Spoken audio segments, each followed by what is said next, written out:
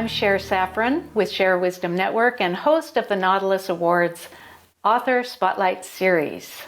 Now celebrating 20 years of honoring better books for a better world, Nautilus Book Awards continues this important mission forward to spotlight visionary books that co-create a better world and more positive future. The Nautilus Awards embraces books from a wide spectrum of the publishing industry, which radiate hope and wisdom, inspiring and connecting our lives as individuals, communities, and planetary citizens.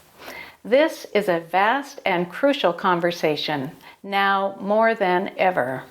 The Author Spotlight series offers opportunity to increase the volume and visibility of the authors' voices as found in these empowering Nautilus award-winning books. Author Dede Ranahan is with us here today, sharing insights from her Nautilus award-winning book, Sooner Than Tomorrow, A Mother's Diary About Mental Illness, Family, and Everyday Life, which won the Gold Award in the Memoir and Personal Journey self-published category. Let me introduce to you our author for today. Dede Ranahan is a mother, grandmother, and longtime mental health advocate. She authored an award-winning book for young girls, established the Institute for Mental Illness Education on the Cal State Hayward campus in 2001, served as the walk director for the first NAMI, National Alliance on Mental Illness Walk, in San Francisco, acted as policy director for the Mental Health Services Act, Prop 63 for NAMI, California, and organized a community support group for families who have members coping with serious mental illness. She says, "In trying to help our loved ones, we need to help ourselves. We need to know we're not alone."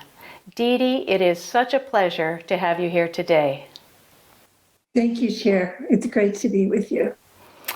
Your book is so poignant. I was talking with you right before this video began, and it has touched my heart personally, and it is so inspiring. And I'm very, very grateful to you for your willingness to share your story. That is a story of far too many, but you share it in the most unique way. Why did you share your story as a diary? I began my diary as I was about to turn 70.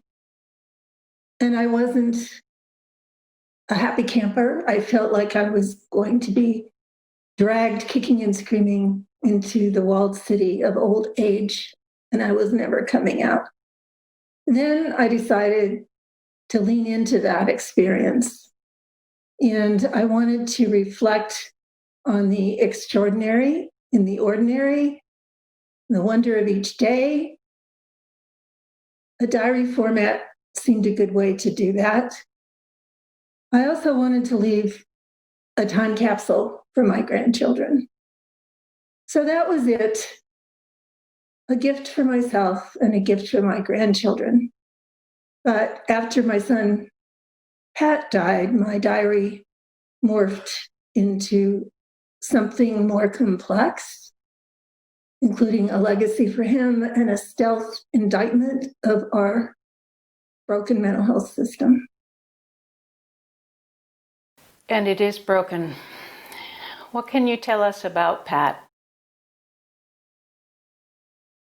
It's almost 6 years. I hope I can do this. Pat was funny. He was smart. He was creative. He was caring. He had tons of friends. He could also be a pain in the butt, especially when he was sick. He hated having a mental illness. He wanted to have a regular life. When he was at his sickest, I could still see in him an innocence, an authenticity, a generosity. He really loved living and he didn't want to die. He was a real person.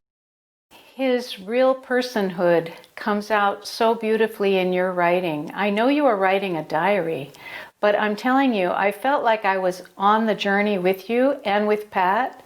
And what I was struck by was how intelligent and funny, I mean, intelligent funny, his words and his expression and his depth comes through in the way you write, even in your diary. It's really remarkable, Dede, that you started that journey without this intention of necessarily sharing your writing with the world, but the world really needs what you wrote. And would you read an excerpt now from your book? Okay, to set the scene, it is April 26th, 2014. I'm in a busy restaurant, sitting in a cozy booth with Pat. He's treating me to an early birthday dinner. My birthday's not until late May. I order a glass of Chateau St. Jean Chardonnay. Pat orders the same. Good choice. Waiters always say that. Pat decides to order a bottle, 2 glasses for each of us. I worry about his budget, but this dinner is really as much for him as it is for me. Today's his payday. He hasn't had a paycheck in a long time. There were days in the past when I hoped and prayed my son would survive. He was often missing, on the street, 5150 to a psych ward, or in jail. I remember one night in the middle of yet another crisis. I was home alone in my big house on a hill. I felt like a mother animal, any mother animal. Lion, tiger, bear, elephant, cat, dog, whose offspring was in mortal danger. I felt primal, obliterating, emotional pain. I started crying in my kitchen. The crying turned to screaming, a someone's being murdered kind of screaming. The screaming wouldn't stop. I wanted to smash every glass, cup, saucer, and dish in my cupboard. I wanted time to start over without the bipolar or schizoaffective disorder or whatever illness it was that no one could pin down. Whatever illness it was that was kidnapping my son and holding him hostage. It's been a long road from that night to this night. For the first time in 7 years, Pat has a job. Thanks to my mom's generous rental policy, he has a roof over his head. Thanks to me, he has a car, and his monthly utility, phone, and internet bills are covered. We talk about this. I want to start paying these bills myself, Mom, but can we wait until next month? My car's flashing a maintenance required light on the dashboard, and I don't know how much it's going to cost if it's not under warranty. Take care of your car, Pat, then we'll revisit your finances. Pat's bankruptcy filing was finalized March 22nd. Since then, he's been bombarded with letters from car companies congratulating him for his responsible decision. They're offering him deals on cars that don't require a down payment. He's also receiving new pre-approved credit card applications. This should be illegal. It's corporations preying on consumers who have a hard time managing their income and outgo. These letters and enticements are placing a bug in Pat's head. I'm thinking I should get another car, a new car, before I have to put more money into this one. The car Pat drives, and I own, is a 2006 Ford Focus. It's the same age as my Toyota Prius. I'm not planning on getting another car anytime soon. I say to Pat, I don't think you should take on new monthly payments. Your car should be good for quite a while if you take care of it. What if you lose this job? What if unexpected expenses come up? My squashing his idea is being ignored. I'll just have to cross those bridges when I come to them. At 45, almost 46, with an intractable tumor lurking in his brain, Pat is trying to dig himself out of a deep hole. He wants to feel successful. I won't push this conversation further this evening. After all, it is my birthday dinner. It's the first birthday dinner Pat's treated me to. It's probably my best birthday dinner ever. I want the guests at other tables to know what a special dinner the two of us are sharing. I want them to realize that this dinner includes, in addition to a side of grilled asparagus, another heaping side. All the meaning in the world. It's clear that others won't capture this moment, so I must, and I am.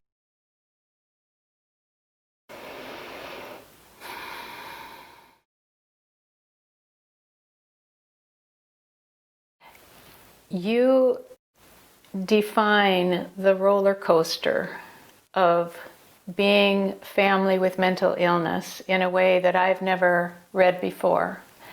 And roller coaster isn't the right word because roller coasters can be fun. But it is the push and pull of and the balancing of supporting and being a guide and accepting. It's everything that you share in your story that families around the world will identify with. Why did you title your book Sooner Than Tomorrow, and why is there a carnation on the cover?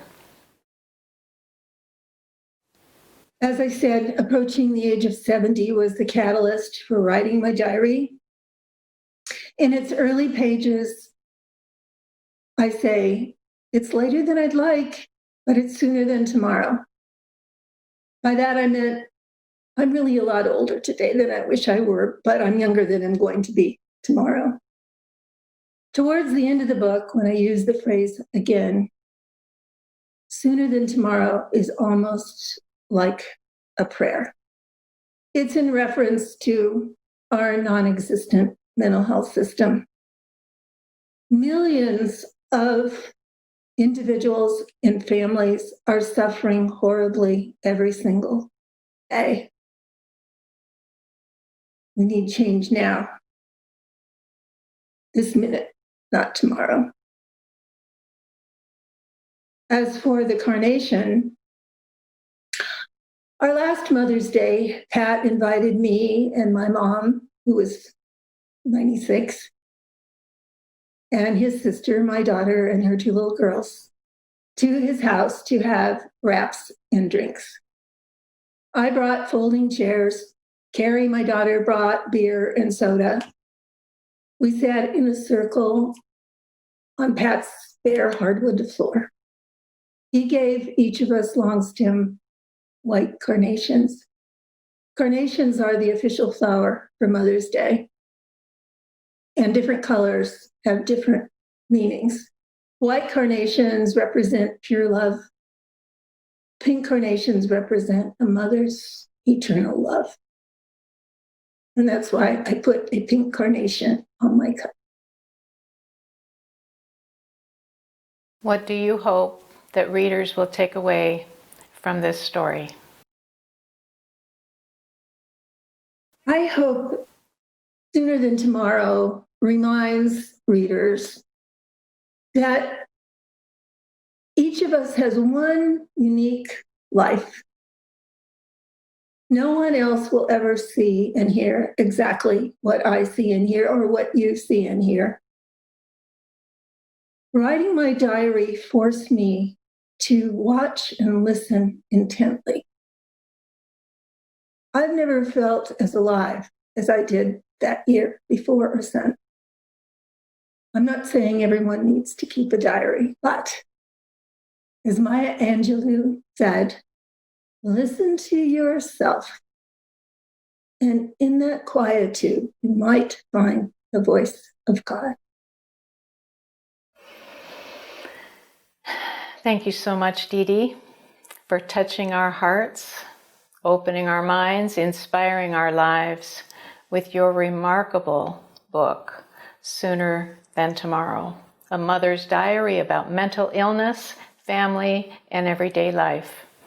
Thank you for opening your heart to ours. And on behalf of the Nautilus Book Awards team, thank you all.